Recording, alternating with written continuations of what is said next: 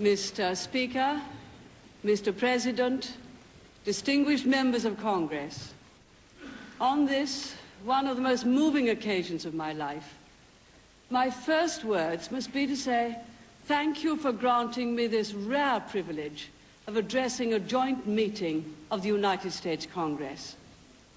My thoughts turn to 3 earlier occasions when a British Prime Minister, Winston Churchill, has been honoured by a call to address both houses.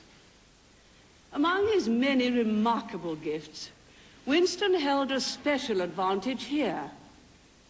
Through his American mother, he had ties of blood with you. Alas for me, these are not matters we can readily arrange for ourselves. Those 3 occasions deserve to be recalled because they serve as lamps along a dark road which our people trod together. And they remind us what an extraordinary period of history the world has passed through between that time and ours. And they tell us what later generations in both our countries sometimes find hard to grasp, why past associations bind us so closely. Winston Churchill's vision of a union of mind and purpose between the English-speaking peoples was to form the mainspring of the West. No one of my generation can forget that America has been the principal architect of a peace in Europe which has lasted 40 years. Given the shield of the United States, we have been granted the opportunities to build a concept of Europe beyond the dreams of our fathers. A Europe which seemed unattainable amid the mud and slaughter of the First World War and the suffering and sacrifice of the Second. When, in the spring of 1945, the guns fell silent, General Eisenhower called our soldiers to a service of thanksgiving. In the order of service was the famous prayer of Sir Francis Drake. O Lord God, when thou givest to thy servants to endeavour any great matter, grant us to know that it is not the beginning but the continuing of the same until it be thoroughly finished, which yieldeth the true glory. On this day, close to the 40th anniversary of that service and of peace in Europe, one of the longest periods without war in all our history, I should like to recall those words and acknowledge how faithfully America has fulfilled them. For our deliverance from what might have befallen us, I would not have us leave our gratitude to the tributes of history. The debt the free peoples of Europe owe to this nation, generous with its bounty, willing to share its strength, seeking to protect the weak, is incalculable. We thank and salute you.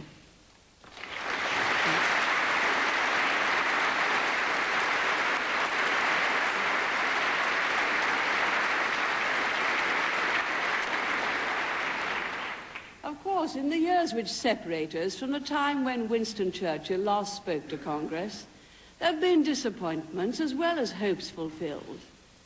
The continued troubles in the Middle East, famine and oppression in Africa, genocide in Southeast Asia, the brutal occupation of Afghanistan, the undiminished agony of tortured Poland, and above all, the continued and continuing division of the European continent. From these shores, it may seem to some of you that by comparison with the risks and sacrifice which America has borne through 4 decades, and the courage with which you have shouldered unwanted burdens, Europe has not fully matched your expectations. Bear with me if I dwell for a moment on the Europe to which we now belong.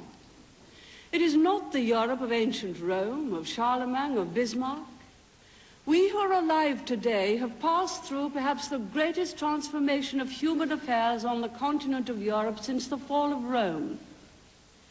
In but a short chapter of its long history, Europe lost the position which it had occupied for 2,000 years. And it is your history as much as ours. For 5 centuries, that small continent had extended its authority over islands and continents the world over. For the first 40 years of this century, there were 7 great powers: the United States, Great Britain, Germany, France, Russia, Japan, Italy. Of those 7, 2 now tower over the rest: the United States and the Soviet Union. To that swift and historic change, Europe, a Europe of many different histories and many different nations, has had to find a response. It's not been an easy passage to blend this conflux of nationalism, patriotism, sovereignty into a European community. Yet I think that our children and grandchildren may see this period, these birth pangs of a new Europe, more clearly than we do now.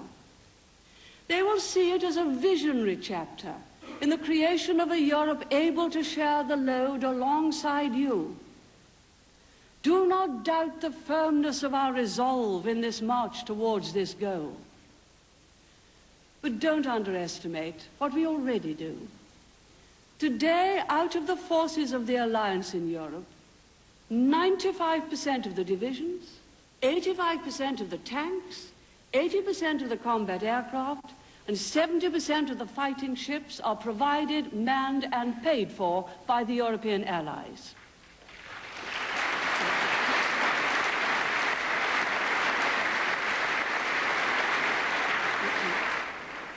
And Europe has more than 3 million men under arms and more still in reserve. We have to. We're right in the front line.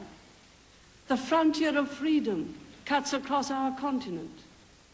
Members of Congress, the defense of that frontier is as vital to you as it is to us.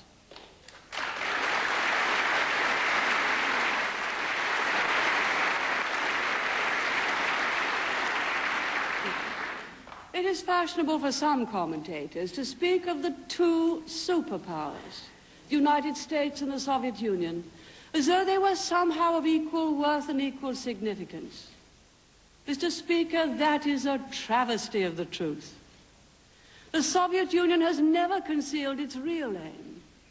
In the words of Mr. Brezhnev, the total triumph of all socialism all over the world is inevitable.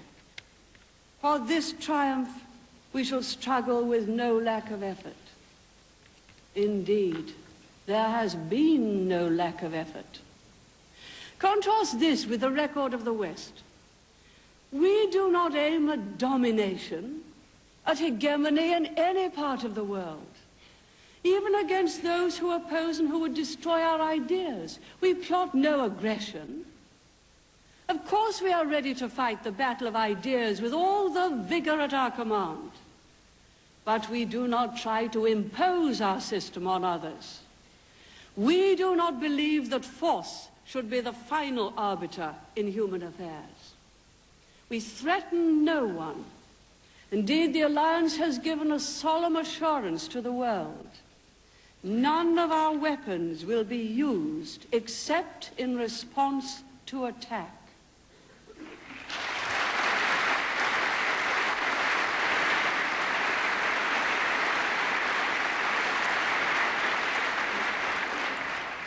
In talking to the Soviet Union, we find great difficulty in getting this message across.